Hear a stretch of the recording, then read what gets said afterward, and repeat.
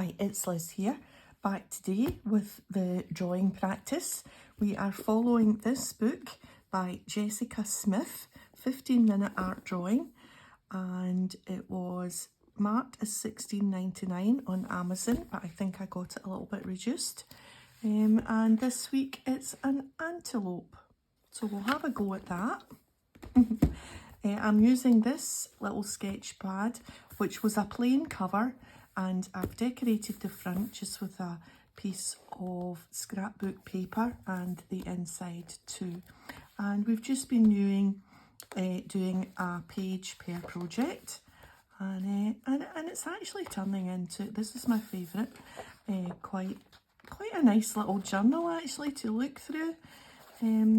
Because I stamp out and add a little bit of washi, the project number and the date. Sometimes I have a little bit of an extra practice when I'm on my own. I quite like this one too. So that was last week. No, that was last week, the cat. Yes, project 20 was last week. I thought it turned out okay. I'd probably do it a different colour if I was doing it again. It's a little bit too orange. Yeah. So here we are on a nice blank page for the project for this week, which is, yes, an antelope. Next week is, we're going through a little spell of animals. So next week is a dog. So that should be some fun. But in the meantime, let's go for antelope, and this is the final stage, this is the final step. That's how what we should aim for. Anyway, let's do it step by step. I love their expressions, and you can create amazing detail on their horns. It's a good idea to draw from a photo to make sure you have a rough idea of proportions. But then you can use a little artistic license to make it your own. I think we've been doing that every week anyway, artistic license. So I've got my usual pencil, my fine liner pen, my paintbrush for colouring in, and my, off to the side here, my Zig Clean Colour Wheel Brush Kuretake pens. And I've also got a little bit of water, well out of reach of spilling it, and my little napkin to mop up, and of course this paper palette, which come in a pad, really handy. I've been using this one for ages now. I think I've only got one or two left, but maybe it's time. I can see it's starting to, the colour's starting to not come off. It's maybe time to treat myself to a new page. But you can use the same page over and over, providing you wipe off the paint or the marker fairly quickly. Okay, so that's what we've got. And so let's think about step 1. Sketch out the antelope or trace the template on page 233. 233. There, it's there. Well, we haven't been doing that. We haven't been tracing the template. We've just been going for it. So let's just do that. Okay. Just move some bits to the side, and then we'll just check that you are with me. About there, yep. Okay, so let's pick a bit that we should be doing first. I think this line here maybe gives us a good starting point. Maybe just, so we're just going to go down like that.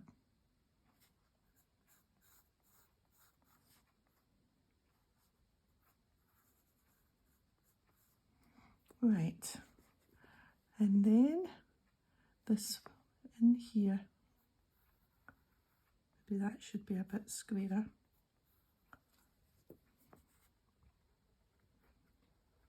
think I made his face too pointy.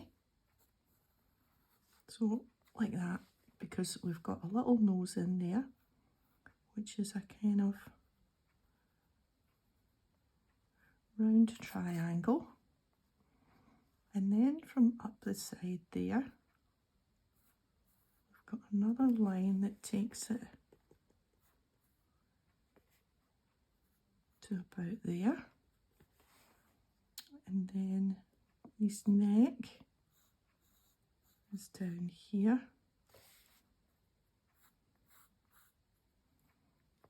And then we've got an ear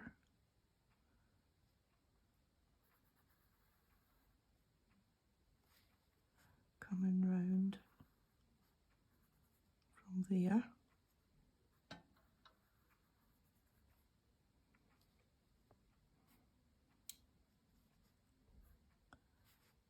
And then we'll just join up that just lightly so that I know where to put this other ear.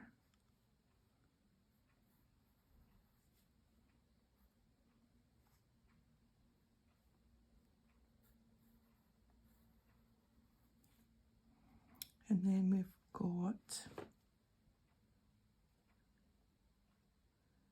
his back of his neck.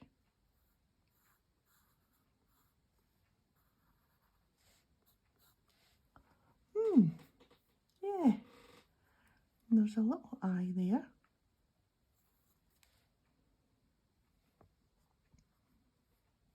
I think maybe I've made his head too fat, but maybe he's been eaten more than the other antelope.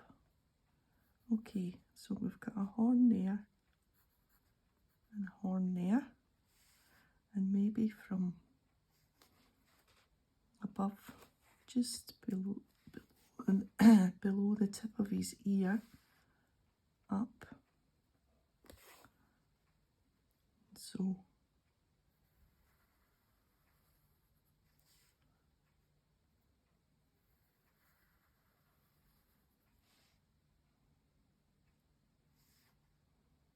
and then another one.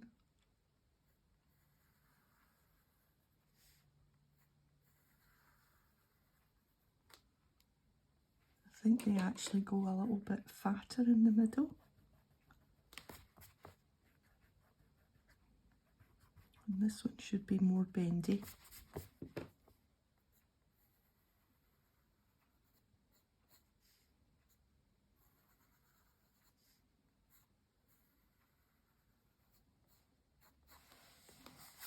Right.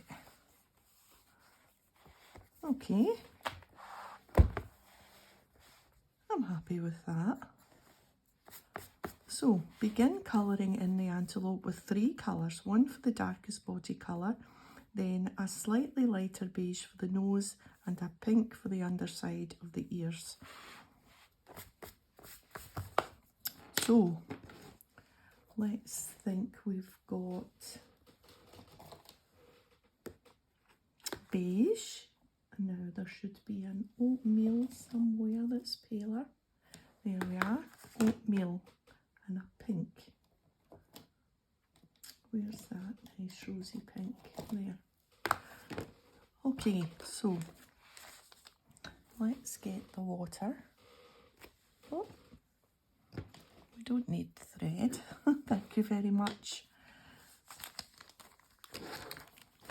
Right, so we are doing, let's just move it all over a little bit, the paler colour, which is the oatmeal.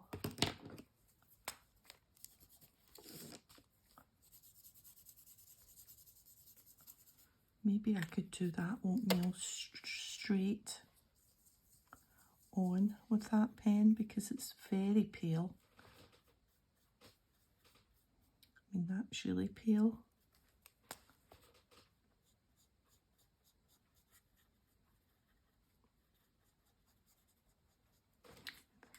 Maybe we will need to add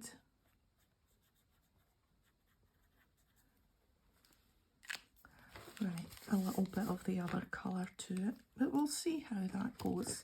Right, so this is beige.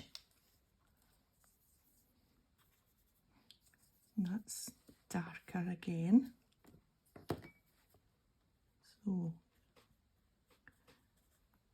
his ears.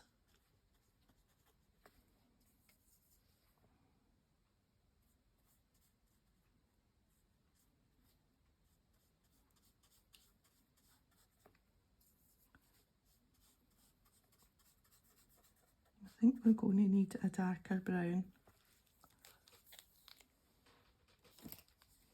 What's that? That's another beige.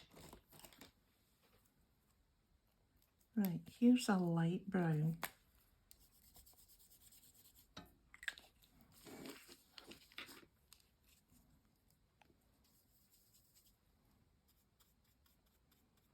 It's more of an orangey colour, isn't it? Let's see.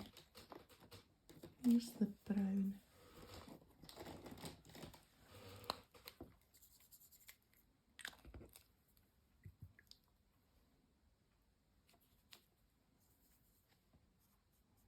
That's better. Let's do that.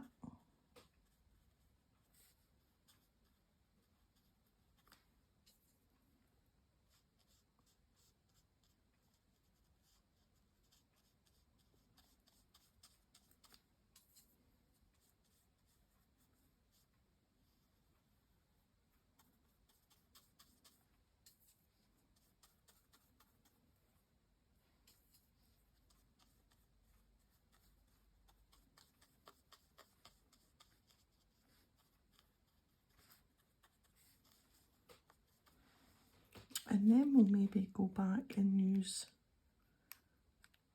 the beige.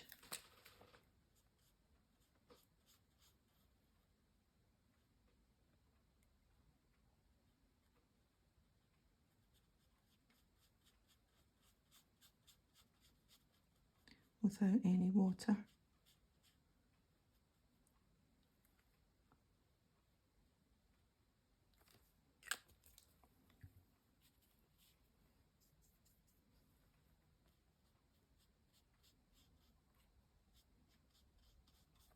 Okay.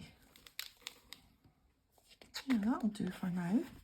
Oh no, we've still the pink to do. And that's under his ears.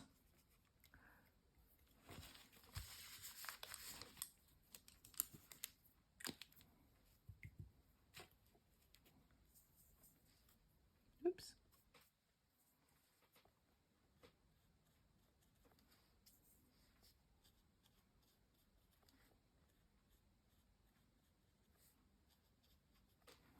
Right.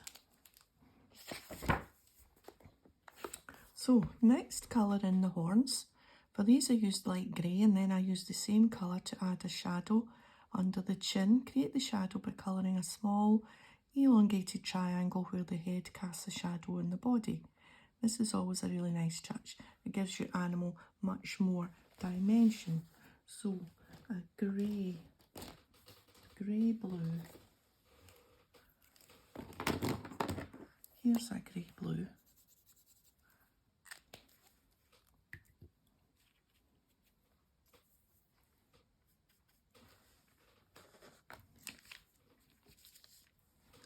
Okay.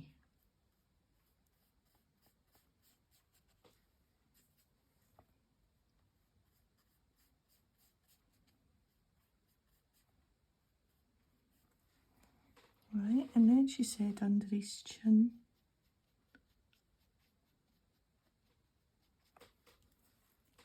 I think I would prefer to use the darker brown for the shadows.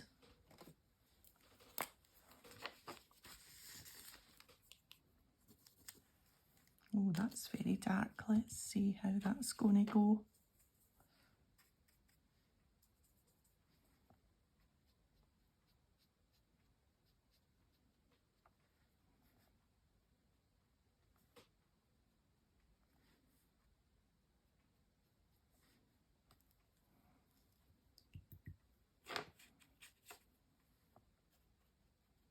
just merge that in a wee bit with a dry brush. Yeah, that's all right. Okay, now it's time for the coloured pencil details. For the horns, use a dark grey pencil, then use a black pencil for the eyes.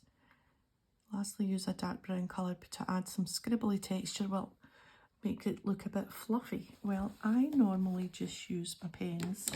So I've got a black pen here, which I will just dot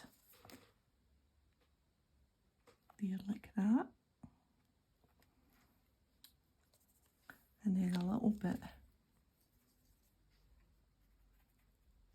for his nose.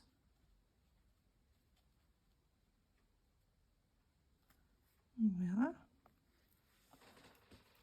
And the lines on the horns. I am going to use the same pen I used, but just directly on. So just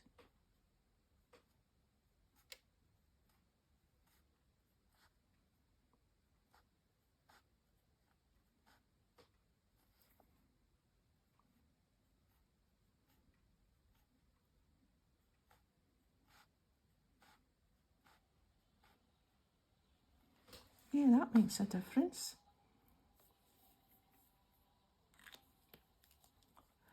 And now we're going to take our black pen and just lightly and kind of sketchily, is that a word? Sketchily? Just kind of do this. I know this isn't in the book, but who's to say that you can't just do your own thing?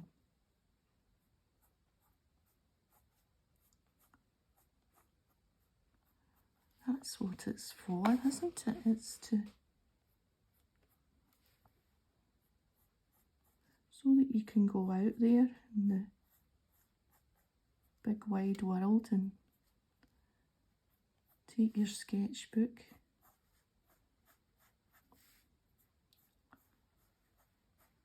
and draw what you can see. Although, when I might have the opportunity to take my sketchbook out and draw an antelope, it's probably not that often.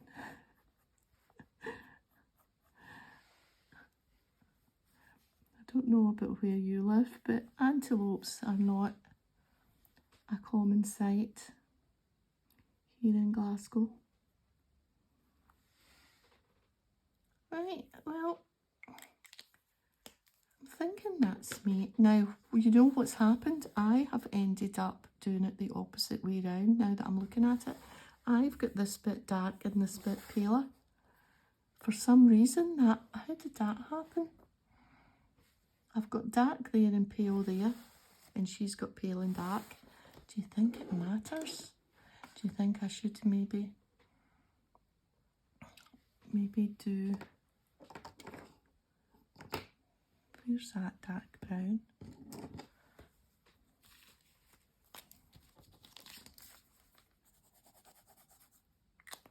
Did I use that dark brown? I don't really want to do this while, because now I've used the black ink and it's not waterproof, I don't think, and so it would just smudge if I did that.